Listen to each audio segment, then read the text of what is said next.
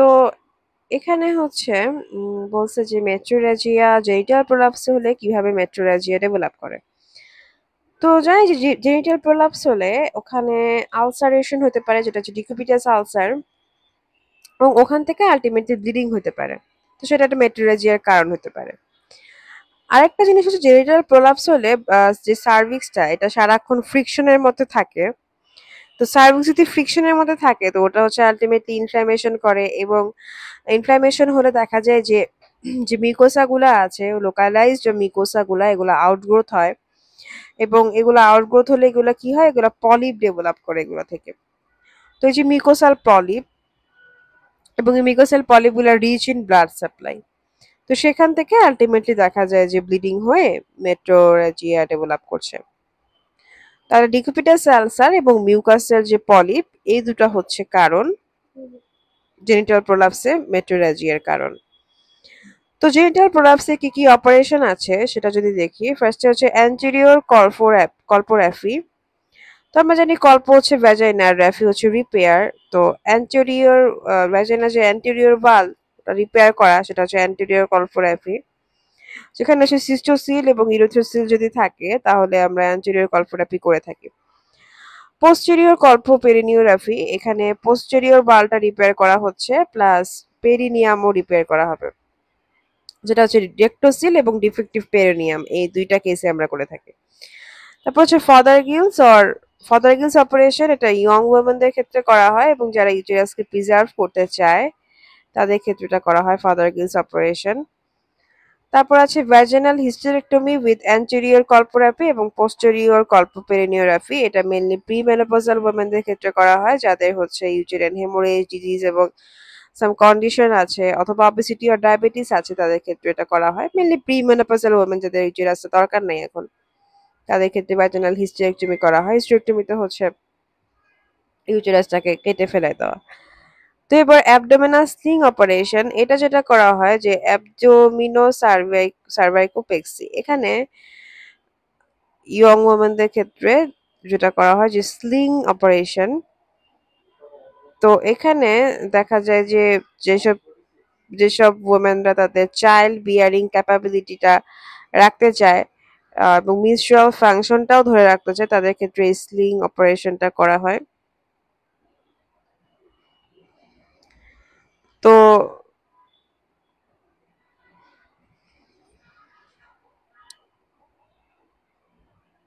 এই আর কি, স্লিং এর ক্ষেত্রে দেখা যায় যে ভ্যাজিনাকে উপরের দিকে টানা দিয়ে রেখে দেয় আর কি। অ্যাবডোমিনাল স্যাক্রাল কল্পোপ্লেক্সি, এখানে ভ্যাজিনা স্যাক্রামের সাথে অ্যাটাচ করা হয় ইউজিং মেশ আর গ্রাফট। তো এই যে ভ্যাজিনাল যে ভলটা আছে, ভলটা তো লিফট করা হয় এবং লিগামেন্ট অফ স্যাক্রামের সাথে একদম হচ্ছে ধরে রাখা হয়। এবার আছে লে ফল্ট অপারেশন। লে ফল্ট অপারেশনে যেটা করা হয়, সিভিয়ার প্রোলাপস ইন দ্য ওল্ডোমেনদের যখন সিভিয়ার প্রোলাপস হয় তখন লে ফল্ট অপারেশন করা হয়, এবং এখানে ভ্যাজিনাল ওয়ালটা অবলিটারেটেড করে দেওয়া হয়। তো আচ্ছা, তো ভ্যাজিনাল ওয়ালটা হচ্ছে অবলিটারেট করে দেওয়া হয়, এবং এটা দেখা যায় যে সিভিয়ার প্রোলাপস ইন ওল্ডোমেন যাদের কোনো ইন্টারকোর্সের ডিজায়ার নাই, পরে করবেও না, তো তখন তাদের জন্য হচ্ছে অবলিটারেট করে দেওয়া যায়। আর যেটা এখানে বলা হয়েছে যে অ্যাবডোমিনাল স্যাক্রাল কল্পোপ্লেক্সি, যেটা সেটা স্যাক্রামের সাথে যে ভ্যাজিনাটাকে অ্যাটাচ করে দেয় ইউজিং মেশ অর গ্রাফট, তো সেটা হলো ভল্টটাকে লিফট করে দেওয়া হয়। ভল্ট বলতে বোঝানো হয়েছে যে হিস্টেরেক্টমির পরে ধরো ইউটেরাস এবং সার্ভিক্সটা কেটে ফেলা হয়েছে, তখন ভ্যাজাইনার কিছু পার্ট এখানে রিমেইনিং আছে, তো এটাকে ভ্যাজাইনাল ভল্ট বলা হয়। তো বেস্ট টাইম ফর সার্জারি কোনটা, এটা হচ্ছে best time for surgery in intravaginal prolapse, এটা হলো at least 6 months after childbirth when involution is complete। তো চাইল্ড বার্থের 6 মাস পরে তারপর যাতে হচ্ছে ইনভলিউশন হয়ে যায়। ইনভলিউশন হচ্ছে প্রি প্রেগনেন্সি স্টেজে চলে যায় ইউটেরাসটা, তার হচ্ছে সাইজ এবং টোন আগের মতো যখন হয়ে আসবে তখন এটা ভালোর একটা time. Plus during reproductive life, মানে 1 week after cessation of menstruation, menstruation সিচুয়েশনের 1 সপ্তাহ পরে এটা করা যায়, যাতে হচ্ছে ব্লিডিংটা মিনিমাইজ হয়, মিনিমাইজ দ্য ব্লিডিং রিস্কটা মিনিমাইজ করার জন্য আমরা মেনস্ট্রুয়েশনের সিচুয়েশনের 1 সপ্তাহ পরে প্রোলাপসের অপারেশনটা করতে পারি। ডিকুবিটাস আলসারটা হিলিং হলে তখন করব। এটাও হচ্ছে মিনিমাইজ দ্য ব্লিডিং রিস্কের কারণ, মানে পারপোজে আর কি। তো জেনিটাল প্রোলাপস আমরা কিভাবে কিভাবে হচ্ছে প্রিভেনশন করতে পারি এটাতে আসি। তো জেনিটাল প্রোলাপসটা প্রিভেন্ট করার জন্য যেই ভ্যাজিনাল ডেলিভারির সময় যাতে কোনো ধরনের সাপোর্টিং স্ট্রাকচারে কোনো ইনজুরি না হয় সেটা খেয়াল রাখতে হবে, যেটাকে বলা থাকে অ্যাডিকুয়েট অ্যান্টিনেটাল অ্যান্ড ইন্টারনেটাল কেয়ার। তারপরে আছে অ্যাডিকুয়েট পোস্টনেটাল কেয়ার, মানে আর্লি অ্যাম্বুলেন্সটা আমাদের হচ্ছে নিশ্চিত করতে হবে যাতে পেশেন্ট তাড়াতাড়ি হাঁটাচলা করে পোস্টনেটাল পিরিয়ডে। তো এখানে হচ্ছে ব্লাড সার্কুলেশন অনেক বেড়ে যাবে যদি অ্যাম্বুলেন্সের আর্লি অ্যাম্বুলেন্স হয় পেশেন্টে, তখন ব্লাড সার্কুলেশন বাড়বে, প্লাস ইউটেরাইন যে ইনভলিউশন এটাও অনেক কুইকলি হবে। আর প্রলং ব্লেড রেস্টে থাকলে কিন্তু পেশেন্টে দেখা যায় যে weakness of the pelvic floor muscle, মানে পেলভিক মাসেলের যে সমস্ত উইকনেস আছে সেগুলো ডেভেলপ করবে যদি অনেকদিন ব্রেড রেস্টে থাকে। জেনারেল মেজারমেন্টের মধ্যে আমরা দেখব যে কোনো স্টেনাস অ্যাক্টিভিটি বা ক্রনিক কাফ অথবা যে কনস্টিপেশন অথবা হেভি ওয়েট লিফটিং এ যে কাজগুলো, ভারী কোনো কাজ করা যাবে না, বা অনেকদিন ধরে কাশি থাকলে সেটার হচ্ছে চিকিৎসা করতে হবে। To avoid future pregnancy too soon, খুব দ্রুত বাচ্চা নেওয়া যাবে না, কজ এটা হচ্ছে দেখা যায় যে আলটিমেটলি উইকনেস হয়ে যায় পেলভিক মাসেলের। আর প্রোলাপসের ক্ষেত্রেও এটা হচ্ছে দেখা যায় যে এটা অ্যাগ্রাভেটিং ফ্যাক্টর হিসেবে কাজ করে। ডিফারেন্সিয়াল ডায়াগনোসিসের মধ্যে চলে আসি। এখানে হচ্ছে আমরা দেখব গার্ডনার সিস্ট, এটা হচ্ছে বিনাইন ভ্যাজাইনাল ওয়াল সিস্ট। ভ্যাজাইনাল ওয়ালের একটা সিস্ট এবং এটা বিনাইন একটা সিস্ট হচ্ছে গার্ডনার সিস্ট। এটা জেনিটাল প্রোলাপসের কে মিমিক করতে পারে, দেখে মনে হবে যে এখানে জেনিটাল প্রোলাপস হয়েছে, আসলে একটা সিস্ট হয়েছে, ভ্যাজাইনাল ওয়ালের সিস্ট। অলসো সার্ভিক্স যদি ইলংগেটেড থাকে, ক্রনিক ইনভার্সন অফ ইউটেরাস হয় এবং ফাইব্রয়েড পলিপ ডেভেলপ করে। ফাইব্রয়েড পলিপ তো আমরা জানি যে ইউটেরাসের ভেতরের পলিপ, এটা যদি নিচ দিয়ে বের হয়ে আসে, সার্ভিক্সটা যদি বড় হয়ে যায়, অথবা ক্রনিক ইনভার্সন অথবা ইউটেরাসটা ইনভার্টেড হয়ে বের হয়ে আসছে ভ্যাজিনা দিয়ে, তারপর অথবা কোনো সিস্ট যেটাকে বলা যায় গার্টনার সিস্ট, এটাও differential diagnosis of the genital polyps. তো গার্টনার সিস্ট হচ্ছে আমরা যেটা পড়ছি এটা হচ্ছে ওলফিয়ান ডাক, যেটা আমাদের ওলফিয়ান ডাক্ট ইন অরিজিন। ওলফিয়ান ডাক্টের রেমনেন্টটা যখন পারজিস্ট করে তখন ফ্লুইড ফিল একটা সিস্ট হয় ভ্যাজিনাল ওয়ালে, সেটাই হচ্ছে আমাদের গার্টনার সিস্ট। এবার আমরা কমপ্লিকেশনে চলে যাই। Complication of the genital prolapse কি কি আছে। তো দেখো যে কন্টিনিউয়াস ফ্রিকশন হচ্ছে, ক্লটিং এর ফ্রিকশন হচ্ছে, তো একটা স্কোয়ামাস মেটাপ্লেশিয়া ডেভেলপ করবে ভ্যাজাইনাতে, এটাকে বলা থাকে keratinization of the vagina. Continuous ফ্রিকশনের কারণে ভ্যাজাইনার কেরাটিনাইজেশন হবে, তো তখন স্কোয়ামাস মেটাপ্লেশিয়া ডেভেলপ করবে, তখন ভ্যাজাইনাতে কি হবে, কেরাটিনাইজেশন হবে। তারপর ডিকুবিটাস আলসার তো আমরা পড়ছি যে প্রোলাপসের একটা কমপ্লিকেশন হিসেবে ডিকুবিটাস আলসার। আরেকটা হচ্ছে যে হাইপারট্রফি অফ দ্য সার্ভিক্স, সুপ্রাভাজিনাল যে সার্ভিক্সের পার্টটা তো ইলংগেটেড হয়ে যায় কারণ ইউটেরাসটা নিচে নেমে যাচ্ছে, তখন দেখা যায় যে সুপ্রাভাজিনাল যে সার্ভিক্সটা আছে সেটা ইলংগেশন হয়ে যায়। কনজেশন অ্যান্ড ইডিমা, এখানে ইম্পেয়ার্ড ভেনাস রিটার্ন হয় এবং লিম্ফেটিক অবস্ট্রাকশনের কারণে, যেহেতু এখানে একটা সার্ভিক্সের হাইপারট্রফি ডেভেলপ করছে, তো তখন কি হবে, ভেনাস রিটার্নটা ইম্পেয়ার হবে এবং লিম্ফেটিক অবস্ট্রাকশন হওয়ার কারণে আমরা দেখব যে কনজেশন এবং ইডিমা হয়ে যাচ্ছে সার্ভিক্সে। প্লাস এই যে ক্রনিক ইরিটেশনের কারণে যেটা হচ্ছে গ্ল্যান্ডুলার হাইপারট্রফি, মানে ওখানে যে গ্ল্যান্ডগুলো ওগুলোর হাইপারপ্লাসিয়া হচ্ছে। তারপর আমরা দেখবো obstructive lesion of the urinary tract. তো এখানে সার্ভিক্সে যেহেতু একটা, মানে এখানে যেহেতু একটা ইউটেরাসের প্রোলাপসের সমস্যা হয়েছে, তো আমরা জানি ইউরেথ্রোসিলের ব্যাপারটা আমরা পড়ে এসেছি, তারপর হচ্ছে রেক্টোসিলের ব্যাপারটা পড়ে এসেছি। এখন ইউরিনারি একটা সমস্যা হলে, ইনফেকশন হলে, সেটা দেখা যায় যে আলটিমেটলি রেকটাল রেনাল ফেইলারের দিকে যেতে পারে। তারপর হচ্ছে আমাদের প্রলাপস যেটা হয়েছে সেটা ইরিডিউসিবল হতে পারে যে আর ভেতরে ঢুকতেছে না। কার্সিনোমা অফ দ্য সার্ভিক্সের বাজারে আলটিমেটলি মেটাপ্লাসিয়া হয়ে আলটিমেটলি কমপ্লিকেশন হিসেবে আমাদের এটা হতে পারে যে কার্সিনোমা। তো আমরা আমরা এবার দেখবো যে ইউরিনারি কমপ্লিকেশন কি কি আছে, যে এটা ইউরিনারি প্রলাপসের ইউরিনারি কি কি কমপ্লিকেশন আছে। তো এই যে আমরা জানি সিস্টোসিল হলে কি হয়, এই যে সিস্টোসিল ক্যান বেন্ড অন নিক the urethra when a person strains। তো তখন ব্লাডার মাসেলটা অনেক থিক আর ওভারলোডেড হয়ে যায় এবং তখন অবশ্যই একটা ব্যাক প্রেশার থাকে। তো যেহেতু সিস্টোসিল ডেভেলপ করেছে সেখান থেকে ব্যাক প্রেশার হয়ে ব্লাডার মাসেলটা ওভারওয়ার্ক হয়ে যায়, তখন ব্যাক প্রেশার হয়ে হাইড্রোরেটর বা হাইড্রোনেফ্রোসিস ডেভেলপ করতে পারে। আবার এই যে কিছু পরিমাণে দেখা যায় যে ইউরিন জমে যাচ্ছে, সিস্টোসিলে তো ব্লাডারের একটা চাপ পড়েছে সিস্টোসিলের ক্ষেত্রে, তো রেসিডুয়াল ইউরিন থেকে যায় এবং ইউরিনটা হচ্ছে থেকে যাওয়ার কারণে দেখা যায় যে এখানে অর্গানিজমের গ্রোথের একটা ফেভারেবল কন্ডিশন তৈরি হয়েছে। তো সেখান থেকে ইনফ্লামেশন, ব্লাডারের ইনফ্লামেশন, সিস্টাইটিস, তারপর হচ্ছে পাইলাইটিস, পাইলোনেফ্রাইটিস, মানে ওই ব্লাডারের ইনফ্লামেশন থেকে আলটিমেটলি কিডনিতে ইনফ্লামেশন ডেভেলপ করছে এবং সেখান থেকে রেনাল ফেলিয়ার ডেভেলপ করছে।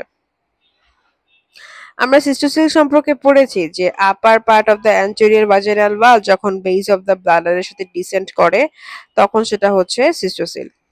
তো এই দেখো সিস্টোসিলের ক্লিনিক্যাল ফিচারের মধ্যে আমরা যেগুলা পড়বো সেগুলা হচ্ছে, প্রথম যেটা feeling something coming out per vagina or fullness in the vagina. তো এটা এটা হচ্ছে প্রোল্যাপসের জন্য আমরা পড়ছি যে প্রোল্যাপস হয়েছে, আর ব্যাক এক অর ড্র্যাগিং পেইনও কিন্তু হয় প্রোল্যাপসের ক্ষেত্রে। আর সিস্টোসিলের জন্য আলাদা কিছু ইউরিনারি কমপ্লিকেশন আমরা বলবো যে ইনকমপ্লিট ব্লাডার এমটিং তো হচ্ছে, ইনকমপ্লিট ইভ্যাকুয়েশন হচ্ছে, তার কারণে দেখা যাচ্ছে যে ফ্রিকোয়েন্সি আর্জেন্সি অফ মিচুরেশন বাড়ছে এবং স্ট্রেসড ইনকন্টিনেন্স ডেভেলপ করছে। অ্যান্টেরিয়র ওয়ালে আমরা একটা বাল্জ পাবো যখন স্ট্রেনিং ইনক্রিজ হবে, যেহেতু এখানে একটা সিস্টোসিল ডেভেলপ করেছে। তো ট্রিটমেন্টের মধ্যে আমরা এই যে অ্যান্টেরিয়র কলফোরাফি, যেহেতু অ্যান্টেরিয়র ওয়ালের সমস্যা হয়েছে, অ্যান্টেরিয়র ওয়ালের, তাহলে এটা অ্যান্টেরিয়র কলফোরাফি করবো। সিস্টোসিল তো আমরা অ্যান্টেরিয়র ওয়ালের প্রবলেম থেকে আমরা পড়েছি তাই না, ওই ক্লাসিফিকেশনের মধ্যে। প্রিভেন্টিভ ট্রিটমেন্টের মধ্যে আমরা ইনজুরি অ্যাভয়েড করার চেষ্টা করব, পোস্টনাটাল পিরিয়ড কেয়ার ঠিক আগের মতো যেগুলো আমরা পড়েছি এগুলাই। রেক্টোসিলের জন্য আমরা ওই সেম, জাস্ট রেক্টোসিলের জন্য আলাদা করে বলবো যে ডিফিকাল্টি ইন পাসিং স্টুল হচ্ছে যেহেতু এখানে রেক্টোসিল ডেভেলপ করেছে। আর lower bulge not the upper bulge of the posterior vaginal bulb. তো এখানে আছে লোয়ার সাইডে বাল্জ হচ্ছে, আপার সাইডে বাল্জ হলে আমরা বুঝলাম এটা এন্টেরোসিল, বাট যেহেতু পোস্টেরিয়র ভ্যাজিনাল বালের লোয়ার সাইডে বাল্জ হচ্ছে তাহলে আমরা এটাকে রেক্টোসিল হিসেবে ধরে নেব।